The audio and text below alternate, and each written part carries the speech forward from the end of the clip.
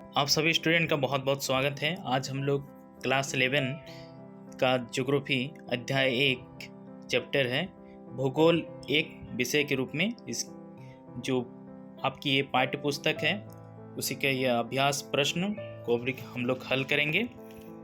तो चलिए देखते हैं। 1 नंबर है बहुवैकल्पिक प्रश्न।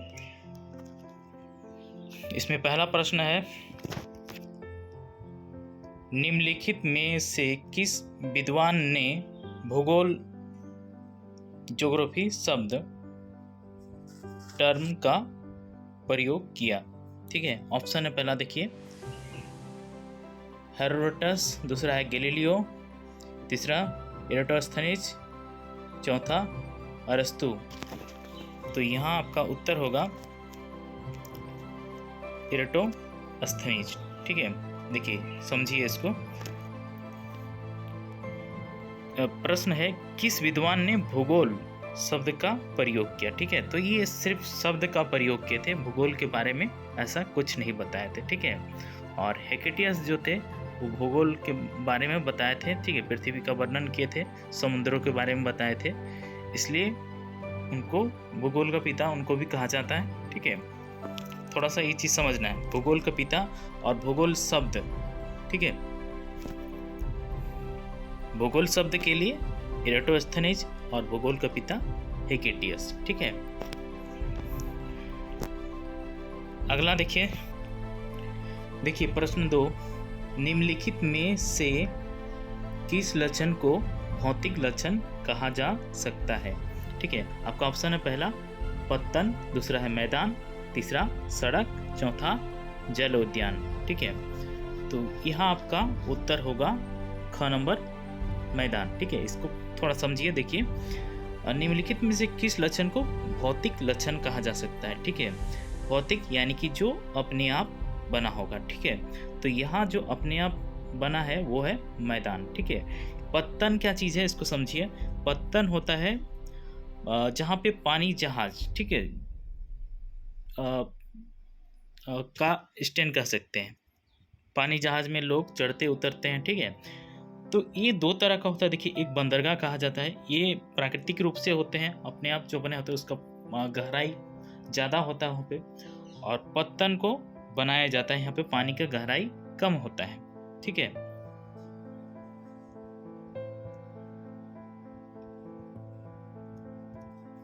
बंदरगाह में क्या होता है कि जहाज कई दिनों तक सुरक्षित रूप में वो रुका हुआ रह सकता है। ठीक है, और जबकि पतन जो होता है उसमें जहाज आते जाते रहता है। ठीक है,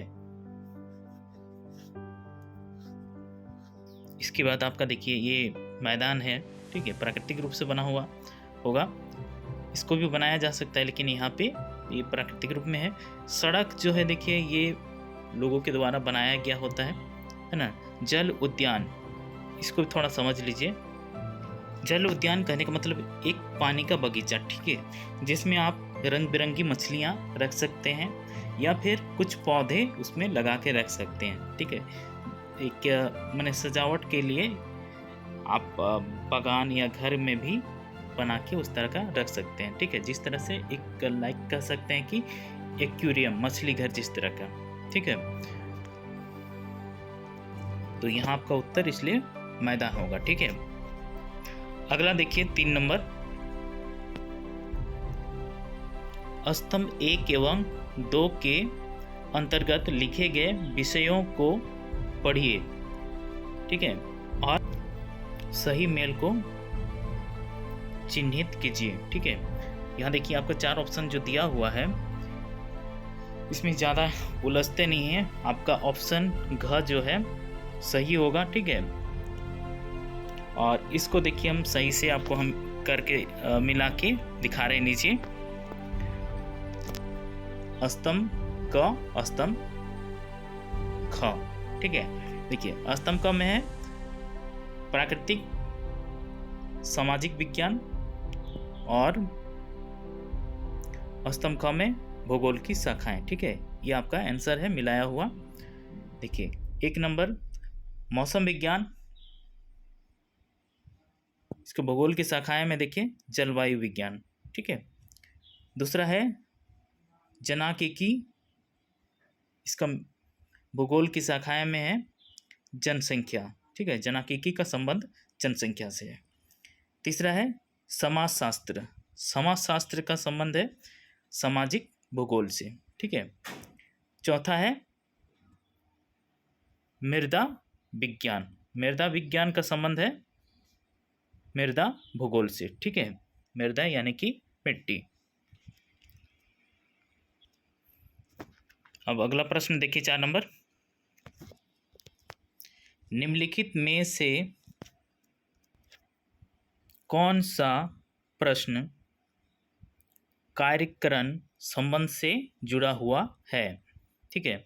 तो पहला ऑप्शन है क्यों, दूसरा है क्या, तीसरा कहाँ, चौथा कब।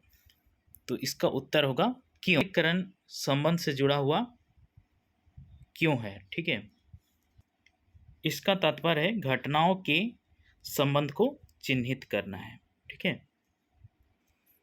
अगला प्रश्न देखिए 5 नंबर, निम्नलिखित में से कौन सा विषय कालिक संश्लेषण करता है। ऑप्शन है देखिए, पहला समाजशास्त्र, दूसरा मानवशास्त्र, तीसरा इतिहास, चौथा भूगोल, ठीक है। तो कौन सा विषय कालिक संश्लेषण करता है, मतलब कालिक मतलब काल मतलब समय, ठीक है। तो यहाँ आपका समय का विश्लेषण करने वाला है इतिहास, ठीक है, यानी कि आपका उत्तर होगा ग नंबर इतिहास, ठीक है।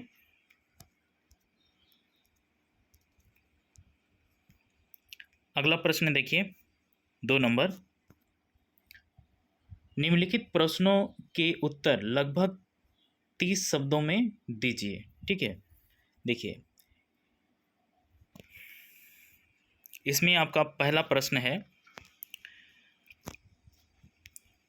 देखिए क्या है कि आप अगर इन प्रश्नों का उत्तर गाइड में देखेंगे तो आपको बहुत बड़ा दिखाई देगा, ठीक है।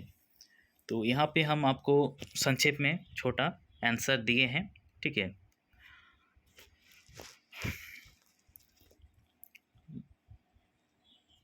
क्योंकि आपको 30 शब्दों के आसपास में ही आंसर देना है, उससे ज़्यादा नहीं देना है और बहुत कम भी नहीं देना है, ठीक है। प्रश्न है देखिए, आप विद्यालय जाते समय किन महत्वपूर्ण सांस्कृतिक लक्षणों का पर्यवेक्षण करते हैं। क्या वे सभी समान हैं अथवा असमान, उन्हें भूगोल के अध्ययन में सम्मिलित करना चाहिए अथवा नहीं, यदि हाँ तो क्यों, ठीक है। तो देखिए इसका उत्तर,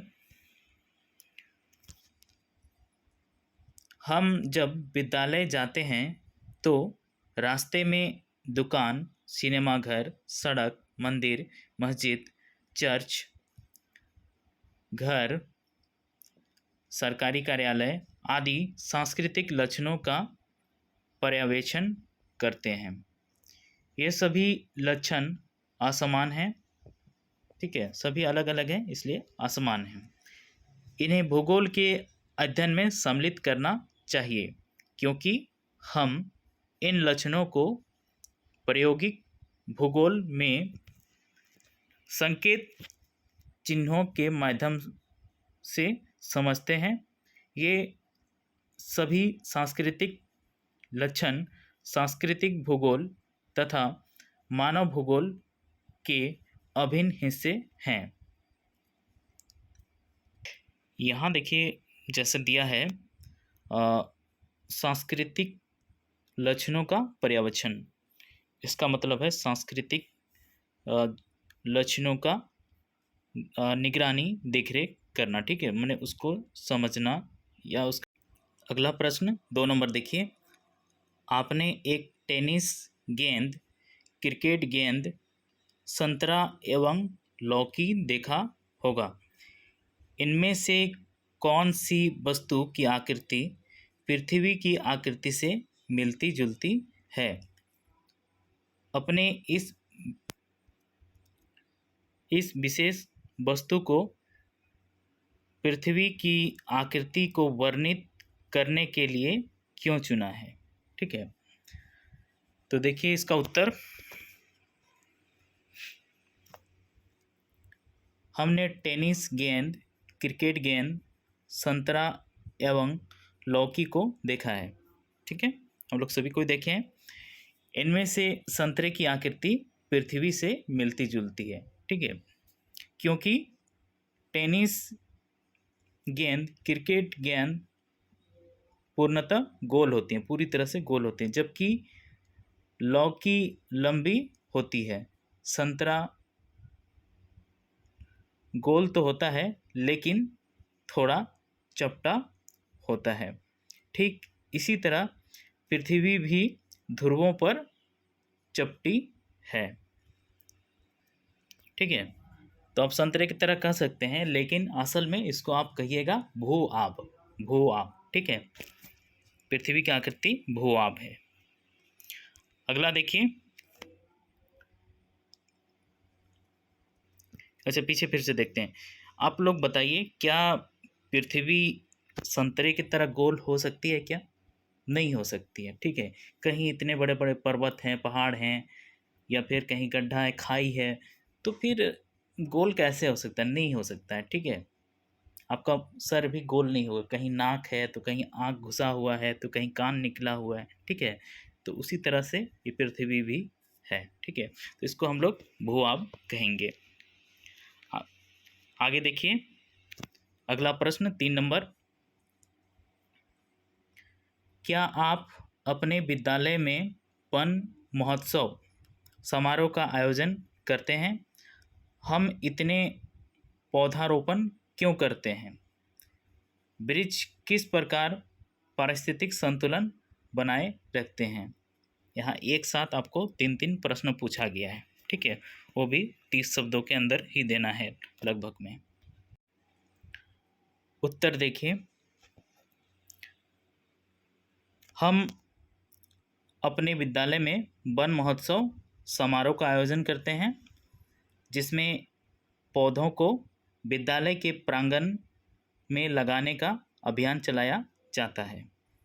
ठीक है, पेड़ पौधे हमें ऑक्सीजन प्रदान करते हैं और कार्बन डाइऑक्साइड को ग्रहण करते हैं, जो कि पारिस्थितिक तंत्र में संतुलन बनाए रखते हैं। ठीक है, ऑक्सीजन हम लोग सांस के रूप में लेते हैं और कार्बन डाइऑक्साइड छोड़ते हैं। ठीक है, और उसको वो ग्रहण करते हैं। अगर यदि वायुमंडल में कार्बन डाइऑक्साइड की मात्रा बढ़ जाएगी तो क्या होगा? तापमान में वृद्धि होगा। ठीक है, देखिएगा जिस रूम कमरे में आप लोग बैठते हैं बहुत ज़्यादा पूरा क्लास, तो वहाँ पे ऑटोमेटिक धीरे धीरे गर्म हो जाता है वो रूम। ठीक है, और अकेले अगर रहिएगा तो आपको थोड़ा उतना गर्मी नहीं लगेगा। इसका ही कारण है कि सभी का सांस जो कार्बन डाइऑक्साइड छोड़ते हैं वो गर्म कर देता है। ठीक है,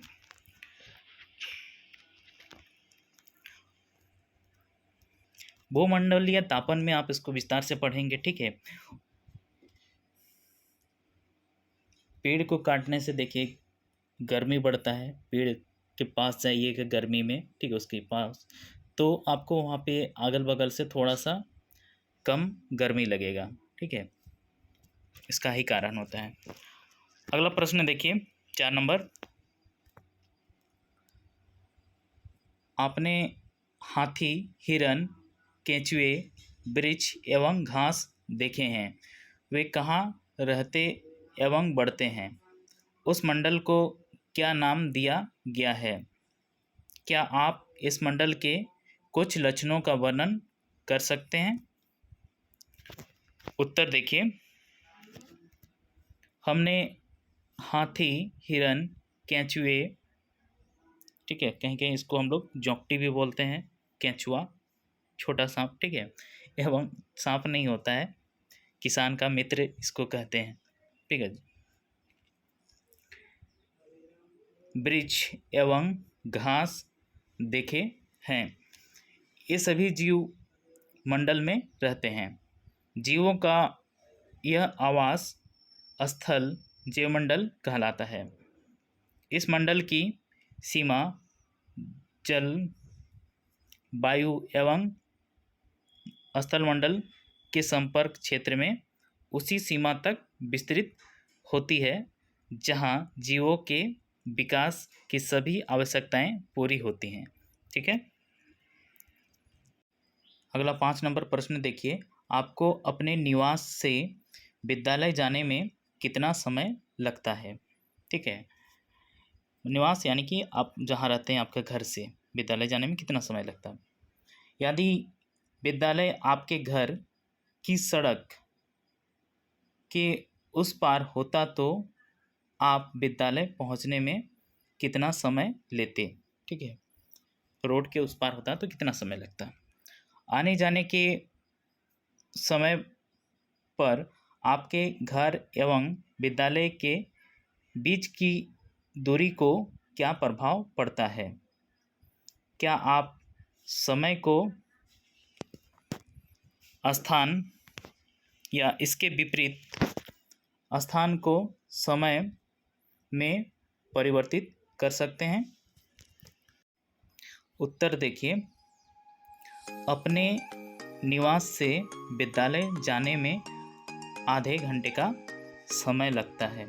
यदि विद्यालय हमारे घर की सड़क के उस पार होता तो विद्यालय पहुंचने में लगभग 5 मिनट का समय लगता। आने जाने के समय पर दूरी का प्रभाव पड़ता है। अधिक दूरी होने पर समय अधिक तथा कम दूरी होने पर समय कम लगता है। समय को स्थान या इसके विपरीत स्थान को समय में परिवर्तित किया जा सकता है। उदाहरण के लिए, अपने निवास स्थान से विद्यालय तक की दूरी पैदल पूरी करने पर समय अधिक लगेगा, परंतु किसी वाहन द्वारा दूरी को, वाहन यानी कि कोई गाड़ी में, ठीक है, मोटरसाइकिल हो सकता है, दूरी को कम समय में पूरा किया जा सकता है। अतः समय को स्थान या इसके विपरीत स्थान को समय में इस प्रकार परिवर्तित किया जा सकता है कि विद्यालय निवास से 3 किलोमीटर या 30 मिनट पैदल में दूर है, जिससे वाहन द्वारा पहुंचकर 10 मिनट दूर कहा जा सकता है। ठीक है, जो हम लोग 30 मिनट में पैदल पहुंचते हैं, वहाँ पे हम लोग साइकिल या मोटरसाइकिल से 10 मिनट में पहुंच जाएंगे, तो उसको हम लोग 10 मिनट का दूरी कह सकते हैं। ठीक है, ये आपका वाहन के रफ्तार के ऊपर भी डिपेंड करेगा। ठीक है, साइकिल का रफ्तार कम होगा, मोटरसाइकिल का ज़्यादा होगा। अगर यदि हवाई जहाज़ से जाएंगे तो और जल्दी, ठीक है, 1 मिनट भी नहीं लगेगा। अगला देखिए 3 नंबर प्रश्न, निम्नलिखित प्रश्नों के उत्तर लगभग 150 शब्दों में दीजिए। प्रश्न 1 देखिए, आप अपने परिस्थान सराउंडिंग का अवलोकन करने पर पाते हैं कि प्राकृतिक तथा सांस्कृतिक दोनों तथ्यों में भिन्नता पाई जाती है। सभी वृक्ष एक ही प्रकार के नहीं होते। सभी पशु एवं पक्षी जिसे आप देखते हैं भिन्न भिन्न होते हैं। ये सभी भिन्न तत्व धरातल पर पाए जाते हैं। क्या अब आप यह तर्क दे सकते हैं कि भूगोल प्रादेशिक या क्षेत्रीय भिन्नता का अध्ययन है? देखिए, इस प्रश्न में क्या पूछा है कि आप जो देखते हैं जितने भी पेड़ हैं, ठीक है, सभी अलग अलग तरह के होते हैं और पशु पक्षी भी जो हैं अलग अलग होते हैं, सब एक जैसे ही नहीं हैं। तो इसका क्या कारण है? क्या प्रादेशिक या क्षेत्रीय भिन्नता इसमें हो सकता है? तो देखते हैं। उत्तर देखिए, भूगोल में अपने परिस्थान सराउंडिंग का अवलोकन करने पर पाते हैं कि प्राकृतिक तथा सांस्कृतिक दोनों तथ्यों में भिन्नता पाई जाती है। विभिन्न प्रदेशों में विभिन्न प्रकार के वृक्ष और पशु पक्षी देखने को मिलते हैं। प्रादेशिक स्तर पर अध्ययन भिन्न तरीके से किया जाता है। किसी भी तथ्य के बारे में अध्ययन करने के लिए सर्वप्रथम विश्व स्तर पर उसको अध्ययन किया जाता है, फिर उसका वर्गीकरण करके क्षेत्रीय आधार पर अध्ययन किया जाता है। उदाहरण स्वरूप, विश्व के वनों के बारे में अध्ययन करने के लिए सर्वप्रथम यह पता लगाया जाता है कि विश्व में कितने प्रकार के वन पाए जाते हैं, जैसे विषुवतरेखीय, सदाबहार वन, कोनधारी वन, मानसूनी वन आदि। प्रादेशिक उपागम में विश्व को विभिन्न पदानुक्रमिक स्तर के प्रदेशों में विभक्त किया जाता है और फिर एक विशेष प्रदेश में सभी भौगोलिक तथ्यों का अध्ययन किया जाता है।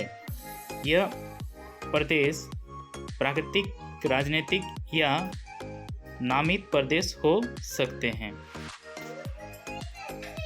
मतलब देखिए, साफ है कि अलग अलग तरह के वन हैं और सभी वनों का अपना खासियत है। ठीक है, कहीं पे पेड़ लंबे होते हैं तो कहीं छोटे होते हैं, तो कहीं के पेड़ कटीले होते हैं। ठीक है, और उसी तरह से वहाँ के जीव जंतु भी पाए जाते हैं। उदाहरण के तौर पे जैसे जो बर्फीला स्थान है, वहाँ का जो पेड़ होगा वो सीधा होगा। ठीक है, उसका डाली ज़्यादा नहीं होता है, क्योंकि वहाँ पर बर्फ़ बारिश होता है जो पेड़ से सीधे नीचे सड़क के गिर जाता है। ठीक है, और वहाँ जैसे ध्रुवीय भालू पाए जाते हैं, सफ़ेद भालू जो होते हैं। ठीक है, याक पाया जाता है।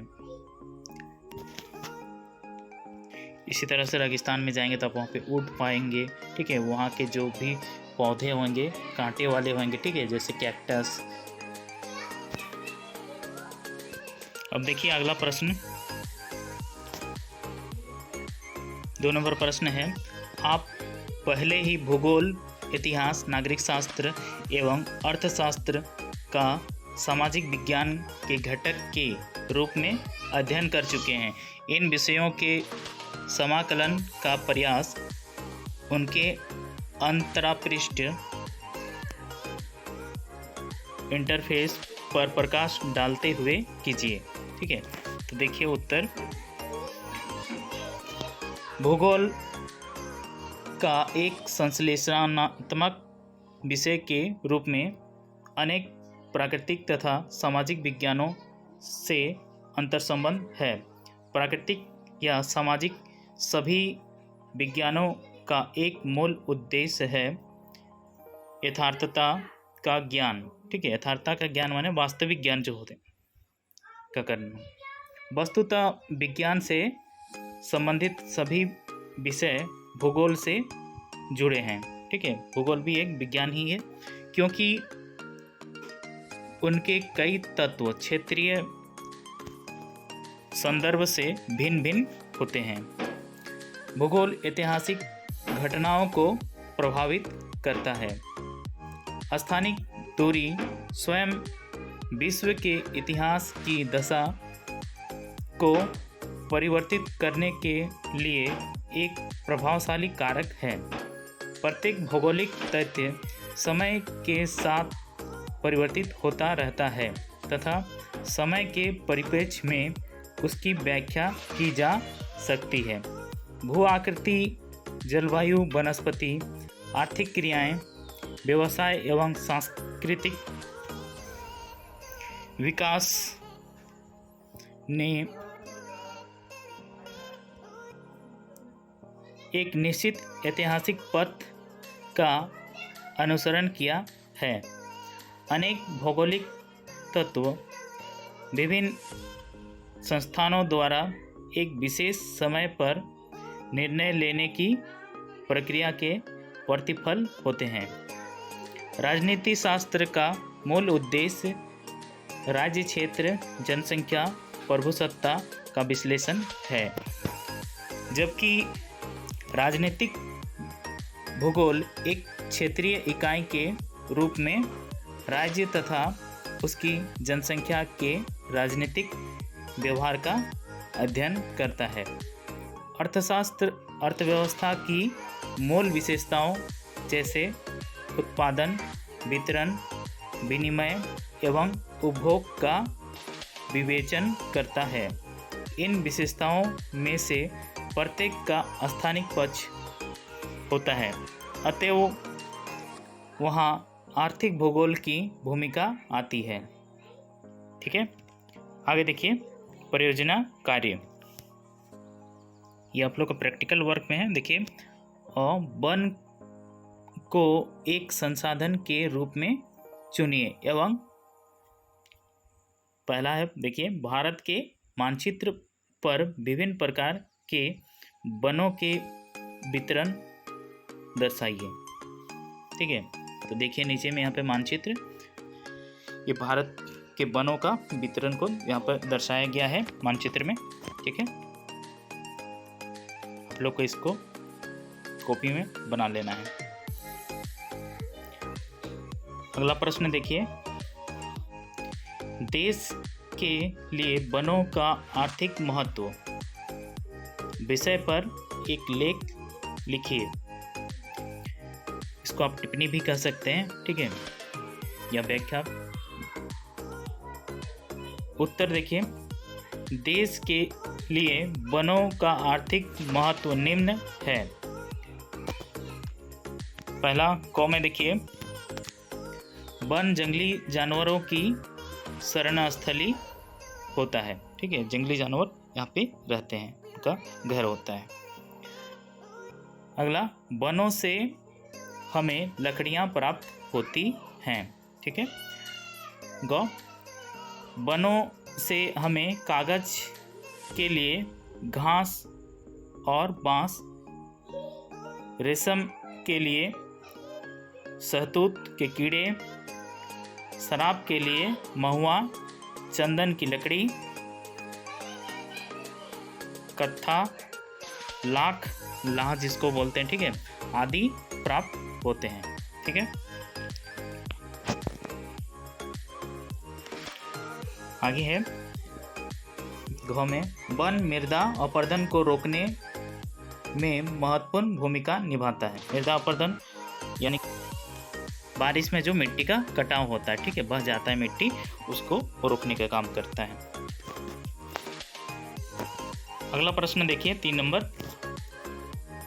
भारत में वन संरक्षण का ऐतिहासिक विवरण राजस्थान एवं उत्तरांचल में चिपको आंदोलन पर प्रकाश डालते हुए प्रस्तुत कीजिए। ठीक है, उत्तर देखिए, राजस्थान में वन संरक्षण के ऐतिहासिक विवरण के अनुसार 18वीं सदी के मध्य में जोधपुर के राजा ने अपने कर्मचारियों से स्थानीय क्षेत्र से पेड़ काटकर लकड़ियां लाने के लिए कहा था। कर्मचारी जब जोधपुर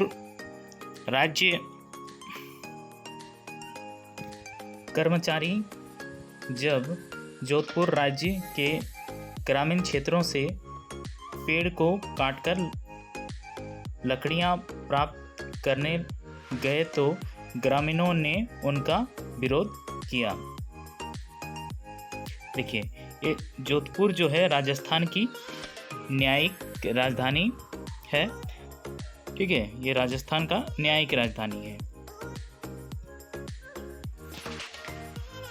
जब इस विरोध की सूचना कर्मचारियों ने राजा को दी तो राजा ने क्रोधित होकर विरोध करने वालों की हत्या करने का भी आदेश दे दिया। कर्मचारी राजा का आदेश मानकर पेड़ को काटने के लिए पुनः ग्रामीण क्षेत्रों में पहुंच गए और उन्होंने पेड़ों को काटने का विरोध करने वालों की हत्या भी कर दी। कई लोगों की जान जाने के बावजूद ग्रामीणों ने पेड़ों को काटने का विरोध नहीं छोड़ा। जब यह बात राजा को पता चली तो उन्होंने पेड़ काटने का आदेश वापस ले लिया। इस तरह से अपनी जान गंवाकर भी ग्रामीणों ने वन को संरक्षण प्रदान किया। उत्तरांचल में वन संरक्षण का ऐतिहासिक विवरण चिपको आंदोलन की शुरुआत उत्तरांचल के 2-3 गांवों से हुई थी। इसके पीछे एक कहानी है। गांव वालों ने वन विभाग से कहा कि खेतीबाड़ी के औजार बनाने के लिए हमें पेड़ काटने की अनुमति दी जाए। वन विभाग ने अनुमति देने से इनकार कर दिया। बहरहाल विभाग ने खेल सामग्री के एक विनिर्माता कंपनी को जमीन का वह टुकड़ा व्यावसायिक इस्तेमाल के लिए आवंटित कर दिया। इससे गांव वालों में रोष पैदा हुआ और उन्होंने सरकार के इस कदम का विरोध किया।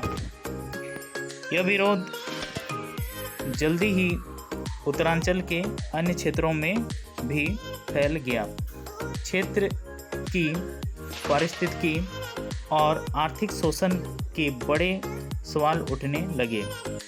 गांव वालों ने मांग की कि जंगल की कटाई का कोई भी ठेका बाहरी व्यक्ति को नहीं दिया जाना चाहिए और स्थानीय लोगों का जंगल, जल, जमीन जैसे प्राकृतिक संसाधनों पर कारगर नियंत्रण होना चाहिए। लोग चाहते थे कि सरकार लघु उद्योगों के लिए कम कीमत की सामग्री उपलब्ध कराए। लोग सरकार की नीतियों का विरोध जिला मुख्यालय पर धरना प्रदर्शन करके कर रहे थे। जब गांव के पुरुष जिला मुख्यालय पर धरना दे रहे थे, उसी समय खेल सामग्री बनाने वाली कंपनी ने गांव में जाकर पेड़ों की कटाई शुरू कर दी। इस स्थिति को देखकर ग्रामीण महिलाओं ने पेड़ों से चिपककर पेड़ों की रक्षा की, जिससे चिपको आंदोलन के नाम से जाना गया। ठीक है, और ये चिपको आंदोलन की जो शुरुआत हुई थी 1973 में भारत के प्रसिद्ध पर्यावरणविद सुंदरलाल बहुगुणा के नेतृत्व में। इसमें गांव की 27 महिलाओं ने अपने प्राण की बाजी लगाकर पेड़ों की रक्षा की थी। ठीक है, तो ये पार्ट आपका यहीं समाप्त होता है। जो भी आपको दिक्कत अगर होगा इस पे समझने में तो आप कमेंट कीजिएगा और दोस्तों में शेयर कीजिए वीडियो को, और ऑफलाइन क्लास में पूछिए। ठीक है, आपको कहीं भी कुछ भी दिक्कत होगा तो। ठीक है, मिलते हैं अगले क्लास में। तब तक के लिए टेक केयर, बाय, जय हिंद, जय भारत।